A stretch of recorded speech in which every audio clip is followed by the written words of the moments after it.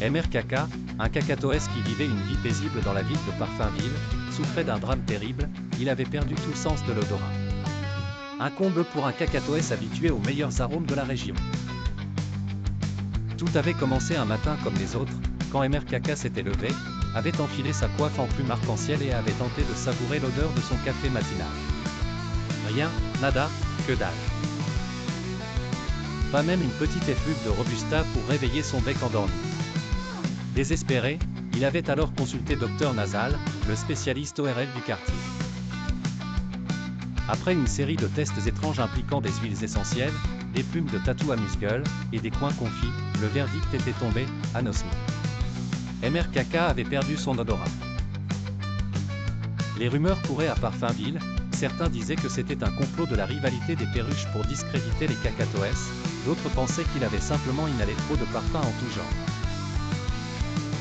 La vérité, comme à l'accoutumée, était bien moins rocambolesque. Le cousin éloigné de MRKK, John le Jaco, la plus grande drama queen des coucous, proposa d'organiser une cérémonie d'exorcisme par l'odeur. Une idée si absurde qu'elle ne pouvait qu'échouer ou, encore mieux, provoquer des éclats de rire. Les résidents de Parfumville accoururent pour assister au spectacle de la nuit.